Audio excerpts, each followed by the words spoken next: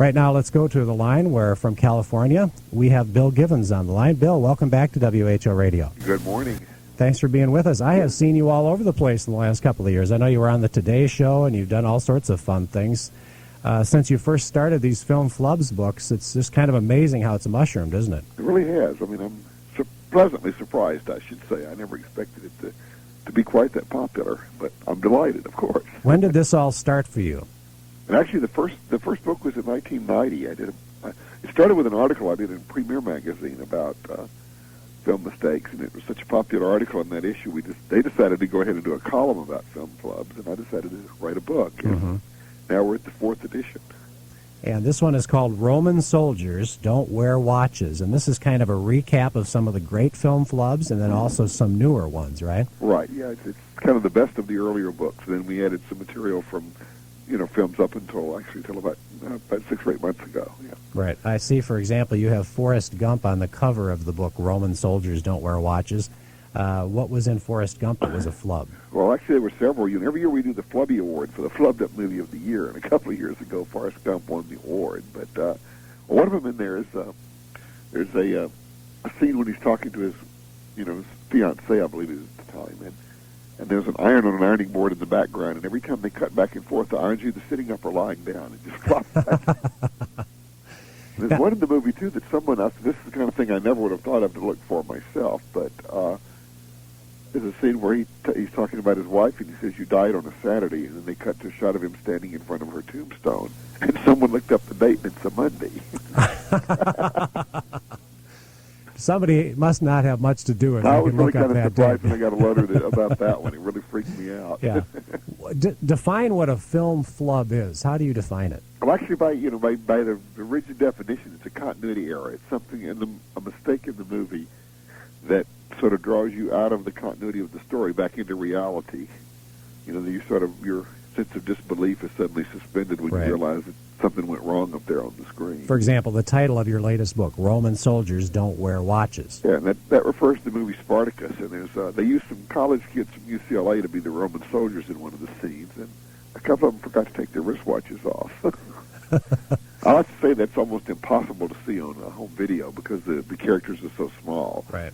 But there is one scene in there where you see one of the soldiers actually picking up a fallen comrade, and you can see a great big white streak on his arm where his watch used to be. Well, one of the nice things, though, about home video is now those of us that like to find these little mistakes have an opportunity to go frame by frame and really pick it apart. That changed the whole atmosphere of finding these, because when I was in college, I would hear about mistakes in movies, and there would be just sort of rumors because a movie would come and go and never be seen again. But nowadays, you're right. You can go, especially like on a laser disc, you can actually go, with each individual frame and find things.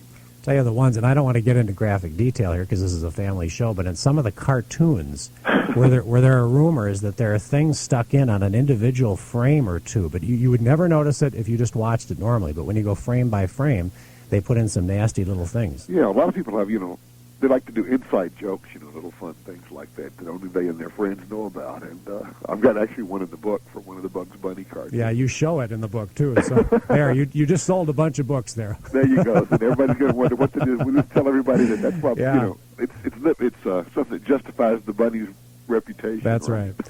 Our guest is Bill Givens, the author of Roman Soldiers Don't Wear Watches, the best of film flubs. So we're going to invite your calls now. What are some flubs that you've seen? Maybe you can give Bill one that he hasn't seen before. Lonnie, you have a film flub in a movie that was partially shot in Iowa, right? Okay, in the movie Twister. Yes. In the movie Twister, when they're driving their Dodge Ram down the highway there, you'll see in one scene where the windshield is broken, and then they cut away and show a combine falling in the middle of the road. Right. And then the next scene when they show back at show the pickup again, the windshield's not broken. Oh. Yeah, it's kind of miraculous. I've seen that one. It's actually miraculously healed. Yeah. There's another shot in that movie too. When they're going across this lake, that has the twin twisters. Mm-hmm. And they're driving across the lake on a single lane dirt road, and then they cut to a shot from the inside of the car, of the cab, and a car passes them on a 4-lane highway. When you look out through the window of the cab, you see another car going behind them on a concrete road. As I said, sometimes it's hard to see them the first time you're in the movie theater. Even though, Bill, I think you said sometimes it's easier because it's bigger. It's a bigger screen. You're not noticing things the first time, but sometimes it takes 2 or 3 viewings to notice it. Yeah, sometimes, like even when I go to the movies, if I'm really wrapped up in a movie, really involved in the story, these things will just go right past you because they're not, by and large, they're very small. They're minute things. Because if they're really big and glaring, of course, they get cut out before we see the movie. Right. And it's quite a few times I'll get a letter from someone about a movie I've already seen, and they'll say, "Did you see this?" Now, all of a sudden, I have to go back and look at it on video and find it. That's what's fun about this, though. It's like a game, isn't it? It is. You could almost, you know what, Bill? You should make a Film Flubs game. Oh, we've talked about that some. Put together a video with clips, and that's a great idea. Yeah, that's something I mentioned in the book a lot. What your caller was talking about is when you get into something where a person has a particular expertise, Right. Like you really catch things like that. Like I might not notice a difference in the sound, but someone who knows the tractors would just, Right, or particular parts of the country. This isn't a flub, but I remember when I was watching Field of Dreams. Right. There's a part where Kevin Costner's making dinner in the kitchen, and he opens up a bag of Hy-Vee French fries. And I thought, now where else in America will they know what Hy-Vee is? They won't. And he didn't do a flub. It was just one of those little... a regional thing. It's something that I would notice, or anybody around here would notice, but they wouldn't necessarily notice it on the coast. Field of Dreams had a very big flub in it, is the fact that they had a Shoeless Joe Jackson batting right-handed, And he was very famous as a southpaw. Interesting. I have a section in the book on discussion what they call screen direction like that. Yeah, back then they didn't even care about it. And you'll find some instances where they actually flip the film to make the screen direction correct. And in the movie, I believe it's one of the Indiana Jones. I believe it's Raiders of the Lost. No, it's the latter one. Anyway, they do that with a boat. They try to make the screen direction correct, and they flip the film, and the boat, the steering wheel changes sides on the boat. Interesting. And, Bill, we're going to go back to the phone lines here, okay? Sure. We kind of challenged people with Twister, and here's one more. Kevin, do you have something else that you saw in the movie Twister? Just after the encounter where the heroes of the movie fly through the cornfield and then pull out onto the highway in front of their competitors, and they're chasing this tornado, if you drive down the highway, looking out the window, you can see some Texas county signs or road directions on the side of the road. Oh, really? Now, I know the movie was based in Oklahoma, but in the credits they don't mention the state of Texas at all. Well, they got blown into the next state. Well, that could be. There's a big tornado in that scene. So. That's very interesting. Yeah. And, my wife thinks I'm nuts for noticing stuff like that. But nuts? Bill Givens is rich because he's nuts. nuts. Sure he is. I wish I thought of the idea first. We got to rethink this rich business. But at least I'm living in California where it's not snowing. That's right. Thanks, Kevin, for calling. Bill, one of the big reissues this year, of course, was Star Wars. Right. And I believe I remember in one of your books you mentioned that there were some flubs in Star Wars. Did they correct those? They didn't. That's what I find it really interesting. That the ones that I'm aware of are still in there. And like, for instance, in the first Star Wars, right near the end, when Mark Hamill is running over to Princess Leia, who's played by Carrie Fisher, and it's a pretty noisy scene, but underneath all the noise, you can hear him call her Carrie. He says Carrie. He calls her Carrie in that scene. Right. Yeah. And there's another shot where one of the stormtroopers is charging into this room, and he slams his head on the door facing. That's still in the movie. I really kind of thought they might have, because a lot of people know about those for years, and I was surprised they didn't correct them. Because it would have been easy to do. I remember I was watching Soap Dish. Do you know that movie with Sally Field? And they talked about going to some apartment number or something, and they said the apartment number, and when they got there, it was a completely different apartment number. What happened is they asked the doorman, Sally Field asked the doorman, which was Kevin Kline's apartment, and he said 2D. And then when she's leaving the apartment, they open the door, you see it's 2A. Yeah. And what happened there was that actually the prop man had made a mistake when they were making that set, and they just wrote down the numbers they were going to get at the hardware store, and apparently the D and the A looked alike. And the producers that caught that when they were editing the film, they realized what had happened, but they tried to go back and redub the doorman's voice and change him to saying 2A, but it didn't work out right. It didn't match his lip movements and all that, and it ended up, they ended up leaving it in rather than making a bigger mess by changing it. So sometimes they notice the error, but they can't do anything about it. It's a little bit too late. They could have gone back and spent thousands and thousands of dollars to reshoot that scene. It's not really worth it. The latest one I actually thought was the best one. Well, I've heard some other people have said that. Maybe I'm getting better. Well, I think it's your categories were so fascinating in this one. You just found ways to categorize them. For instance, you've got a section called Loose Tongues, which I found fascinating, where you actually have examples of movies where they called actors by their real names. That's probably my favorite category in the book. I just get such a kick when I hear those because, that's, when, actors are working together, for months at a time sometime, and sitting around talking to each other by the, off the set, and then when they get on the set, they just slip and use the real name. What are some examples of that? Yeah, one of them is in, the most prominent one's in this movie, Days of Thunder. There's a scene when Tom Cruise is introduced to the wife of another character. And they're walking alongside a lake, and she looks at him and says, "Hi, Tom." There's another in the movie The Doors when Val Kilmer, who's playing Jim Morrison in that movie, he's in the shower with his girlfriend, and they're about to go out on stage, and you hear the big thundering crowd noise, and the girlfriend says, "Well, it's you they're waiting for, Val." Yeah. There's one in Operation Petticoat, an old movie with Cary Grant. That's a classic one, too. That's when Cary Grant is getting off the submarine, and Dina Merrill comes up with the two little kids, and one of them looks up and says, "Hello, Mr. Grant."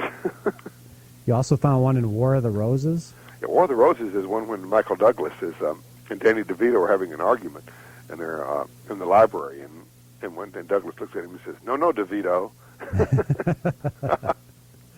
Now, another section I like is called Meet the Crew, where you actually have some people in a scene who aren't supposed to be in the scene. That's you've got my two favorites now. That's my second favorite category. Good. Well, we're thinking alike then. Yeah. You have a sharp eye there. Yeah. But I love it when a crew member slips in. And one of the classics is like in probably a lot of people have seen the last few weeks is the Alistair Sim version of A Christmas Carol. And there's a scene when Ebenezer Scrooge is all alone in his bedroom. And they pan past the mirror, and you can see one of the crewmen in the mirror. And what's really funny about that is when they colorized that film, they colorized. They used to could have erased the crewman out of the shot. Well, they colorized the crewman. It shows you. I said since I'm a vehement in opposition to colorizing films, it shows you that the people that do them aren't real smart. You also had some examples of films where cars are supposedly steered by someone else, and you see another hand in there or something like that. Yeah, that happens in the first Batman. There's one scene when Michael Keaton calls the Bat car to come to him, and you can see a little hand on the steering wheel. Right. But now, can you see that if you rent the videotape and actually go frame by frame? Sometimes you can. Yeah, it's kind of hard to catch that one, but it's there. Yeah, and also there. My favorite one of the extra hand that was in the movie Terminator 2, and there's a scene where the bad Terminator, Robert Patrick, is chasing the good Terminator, which is sort of an oxymoron, I guess. Yeah. And he's in a helicopter, and they're all in a police van. And he has, one hand on his gun and another hand on the magazine. So he's reloading the gun, and then a third hand comes out between his legs and flies the helicopter. It's quite a sight to see. Now, every book now you're giving what's called the Flubby. Isn't that right? Flubby Award. And last year I think it was Pretty Woman. Yeah, Pretty Woman was last year, and then this year Terminator 2 was the winner of the Flubby. And is that the film that has the most in it? Has the most mistakes in it. What are other things in Terminator 2? There's one in there when early in the movie when Arnold Schwarzenegger goes into this biker bar, and one of the bikers puts out a cigar on his chest, and they cut and there's a big scar there, and then they cut to the next shot, and the scar is gone, and they cut and it's back again. Oh yeah. It does a quick disappearing act, and there's a sound error in the movie too when Linda Hamilton is running down the hallway to escape from the hospital, and she's running barefoot, and all of a sudden you hear on the soundtrack, you hear the sound of shoes. When she's going barefoot down the hall, you hear clump, clump, clump, clump, clump. And another one I like in there too. There's one scene when she's talking to the doctor. I was trying to find this real quick so I can get the number right. My memory on numbers is terrible. But there's a scene when she's threatening the doctor, and she tells the doctor that something to the effect that there are 215 bones in the human body. I'm going to break every one of them. Well, she's wrong. There are 208. And that's the kind of era that you wonder, why didn't they research it better? Yeah, I don't know. There are people who research scripts. There's a whole industry of people who do this script research, but it's not mandatory. Yeah. It's not a requirement. You know, some people do it just for safety's sake or for insurance purposes or whatever, but sometimes there's a little oversight, you know, that no one thinks to check out. I think I remember watching Gilligan's Island once, and they mentioned Pierre, North Dakota. Well, Pierre is in South Dakota. Oh, really? Yeah. So, and even as a kid, I remember thinking that's not right. So sometimes you get kids who write you with examples? Oh, very much so. In fact, I'm kind of pleasantly surprised. I get every week or so I get letters from, I've had some like kids 8 years old that have seen things in movies they've written about them, you know. And sometimes they're really sharp. I mean, things that I would never have caught. And Bill, we're going to talk about some animated mistakes, but we've got a couple of callers who have examples of that. Jeff from Ankeny, go ahead, your example. Yes, the scene from Beauty and the Beast where Garcon, the villain, is trying to court Belle. He happens to be in her house, and Belle kicks him out the door. The door opens one way. The next scene, you see him sit in the mud. And then the next scene, you see Belle opening the door another way, pulling in on the door and putting his shoes out. So it's not a swinging door here. It's I actually can say Belle may have had a revolving door we didn't know about. Well, that's a great example. Yeah, I've got another one from Beauty and the Beast. You know, it's when Beast is when they're having lunch, dinner, whatever. You know, and the Beast gets food on his face. Oh, my wife noticed that one. Yeah. Yeah, and then it disappears, then it comes back again. Yeah. Great. Thanks, Jeff, for calling. You bet. I think there is another one. I don't know what it is, though. I should not be giving you these half examples, but there's one where Belle is reading her book at the opening, singing her song, and something's wrong in that scene. Yeah, a little lamb bites into the book, and then the bite pops out of the book. That's right. The book all of a sudden gets to be okay again. How in the world is it that animated films have mistakes in them, since they could easily correct that? I would probably think that you know, due to the nature, the nature of animation, that it's easier to make an animation film is like a crossword. It's like a jigsaw puzzle. It's put together with lots of little pieces done by lots of different people, and it's not like, say, for instance, you know, a filmed movie where they're all sitting, you know, with a camera, you know, pointing at something.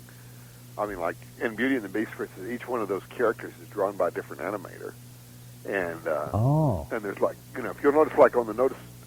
When they run an animation film at the credits at the end, there are hundreds of people there, and so it's an incredibly complex thing, you know. But still, similar, like one of my favorites is when someone slipped up in the photography process on an animation film, you know, where they have to, in animation they have to shoot individually, you know, 64 frames per second have to be shot, and there's a scene in Bambi when right after the forest fire.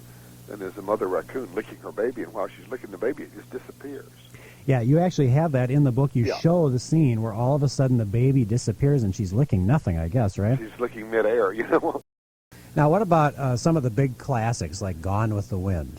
Yeah, Gone with the Wind has a couple in there. Actually, one of the most noticeable is when they're evacuating Atlanta. You know, they're all going out through the streets, you know, and they pan past a light pole, and there's a light bulb in it. Really? You think about, you know, this is supposed to be 50 something. Oh, I'll have to watch for that. Yeah, they pan right across, right in front of the camera. They go right by this lamppost. You can see the light bulb inside the lamppost. There's one that's kind of intriguing in one shot, too, where Scarlett and Melanie are helping out in the hospital, and they're like, you know, wrapping bandages and things. There's a very dramatic shot of them with these huge shadows on the wall. If you look real closely, the shadows are out of sync. Yes, I noticed that where they have these giant shadows. Yeah, right. And they don't look the same. They turn, then the shadow turns. That's right. Didn't make any sense. Right. Our guest is Bill Givens, the author of Roman Soldiers Don't Wear Watches, a great compilation of film flubs.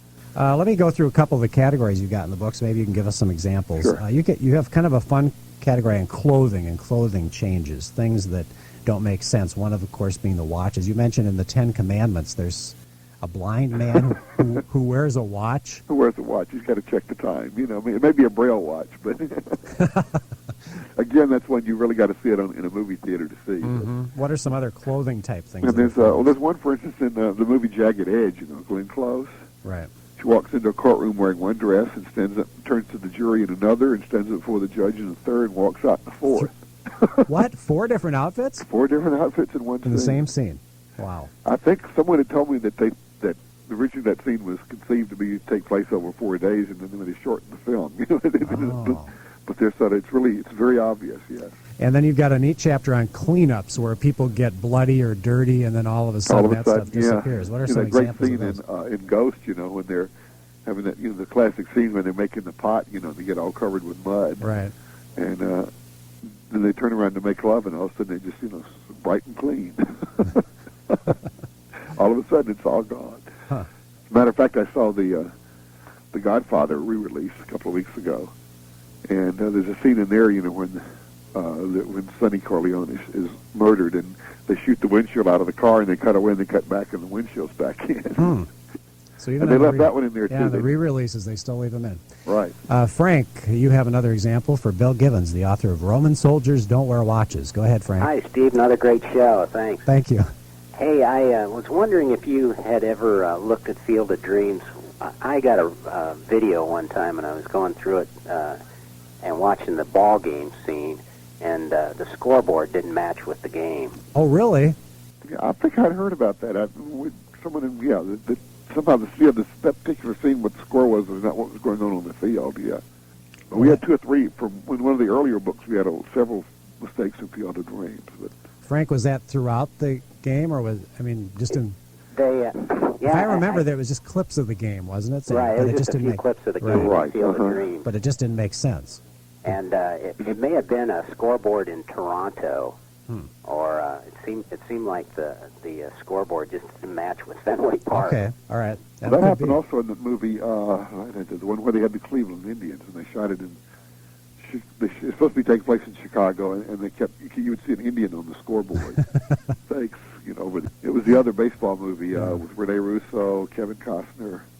I can't remember. Oh, I know what you're talking about. My memory's failing me now, but they had the game. It seemed like the game was taking place in, Bull Durham, you're talking about. No, wasn't that one? Is another one. I'll think of it later. One of the newer ones. Yeah, thanks, Frank, for calling in. Sure, I appreciate it. But the game took place, I believe, in Minneapolis, and the scoreboard had a little Indian on it for Cleveland. One thing about sequels, I thought that was kind of interesting. Sometimes sequels don't make sense compared to the original. Right, yeah. Sometimes they sort of lose. As I always say, in most cases, a sequel is a case of diminishing returns. Every time they make a sequel, it's a little bit less than the other. But yeah. You get some situations like, I believe it was in the Halloween movies, when like one of them ended with the guy being shot 6 times, and they started the next one with him being shot 9 times. Things like that. Yeah, so they're not consistent from one movie to the next. Of course, I've gotten some letters sometime about in the Terminator sequels. There's a problem with the boy's age. I think he ages too much between the 2 sequels. And somebody just wrote me this indignant letter about how could they possibly do that. And I kind of wanted to write back and say, wait a minute, it's only a movie. It's just a movie. What are some of the big ones? Now, you've been doing this for 6 or 7 years. What are some of the ones that have gotten the most public response? I guess, of course, the one that most people talk about a lot, because I have to call it my favorite, is the one in North by Northwest, with the Alfred Hitchcock movie. The scene up on the top of Mount Rushmore where Eva Marie Saint is about to shoot Cary Grant, and just before she pulls out the gun, there's a little kid sitting at a table in the background. He puts his fingers in his ears. Yep. I pointed that one out to my kids about a month ago. We were watching North by Northwest, and there it was. Fun? And it's really very obvious. Every time I see that, I laugh. I know. Once you see it, you never forget it, because there he is. He even is getting ready. Ahead of time, you can see him. He's nervous. The little kid's nervous because they've probably shot this scene a dozen times. And you can see he's nervous, and then all of a sudden he sticks his fingers in his ear, and then a couple seconds later she shoots. So exactly, yeah. What about, I remember when I had you on one time, there was this big deal about 3 men and a baby. Oh, my God. It was a huge deal. Everybody swore there was some hidden person in a scene or something. Yeah, that's one of those things I said, that's the film club that has plagued me, because every time people are so fascinated by that, the fact that there's a scene where there's, they walk past the window and there's nothing there, and they come back by again, and there's the little child, apparently a little child standing there. And this urban rumor got started about that it was the ghost of a child who had died in the apartment where the film was shot in New York. And it's very clear. You can very clearly see the image there. And the studio said, I talked to them about it, and they said it's actually what you see is a cutout of Ted Danson, who's playing an actor who does commercials. And you actually have a picture in the book of that. Right, yeah. But and then the other thing is, the 2 things you have to think about. That number one, it was not shot in an apartment in New York. It was shot on a soundstage in Toronto. Right. And the other thing is the movie was directed by Leonard Nimoy, and we know that Vulcans can't lie. Movie. Goodfellas. Goodfellas has some major mistakes. It has a couple, yeah. In fact, I saw Goodfellas last weekend and saw those errors myself. Did you sit and watch for those then? I try not to, but unfortunately it happens. Even in Goodfellas, I was scanning. I knew this. I'd heard about these in Goodfellas, and I was scanning the screen looking for the. It's the one in that when Ray Liotta's wearing. He's wearing a cross on a pendant around his neck in one scene, and suddenly it switches and becomes the Star of David. And I was looking for that, and I saw it. And How do these mistakes happen? I think sometimes they're just they're various kinds. There's some that are just like matters of inattention, like even in Goodfellas, for instance. And I've forgotten the year that the film was set in right now, but they open it with a scene at an airport, and in the background you can see a 747 taking off. And that particular year was before the 747s were built. Right. And so somebody just didn't think about that at the moment, you know, that... But, I mean, they're spending $20, $30, $40 million on these movies. You think they'd be able to get that right. You would think, but, you know, there's a lot to think about when you're putting a movie together. There's, you know, it's a huge project. I mean, when you get on a set of a movie, there are, you know, 50, 60 people, you know, doing different things at the same time. And you shoot a movie in very, very short takes. You shoot, like, maybe, you know, a minute, 2, 3, 4 minutes a day is a pretty good output for a movie. And so you're shooting and stopping and changing things and moving cameras and changing lighting, and there's just so much going on there that some things just slip right by you, I'm afraid. Yeah. The Pretty Woman, for instance, you know, a big blockbuster movie, and there are about 3 in there. There's one when Julia Roberts is undressing Richard Gere, and she takes off his tie, and she opens his shirt, and they cut to a reaction shot from Gere, and he's wearing a shirt and tie. Cut back, it's gone again. Quick dresser. There's another scene when they're in a restaurant, and they're having dessert, and they have these silver sorbet cups in front of each of them. Right. And Richard Gere will take a bite from his sorbet cup. They'll cut away, they'll cut back in, it's gone. They'll cut away, and it's back again. Yep. So those happen, you know. Food's got to be tough. Food and cigarettes have to be the toughest. Exactly, yeah. So your cigarettes are always a problem because, you know, they change length, and and then sometimes they'll just forget them, like in, that's another than Goodfellas. There's a scene when Ray Sorvino's making a point with his cigar in his hand, and then he cut away and they cut back and the cigar is gone. and things like liquids in a glass, you'll see, you know, water going up and down. They're real problems.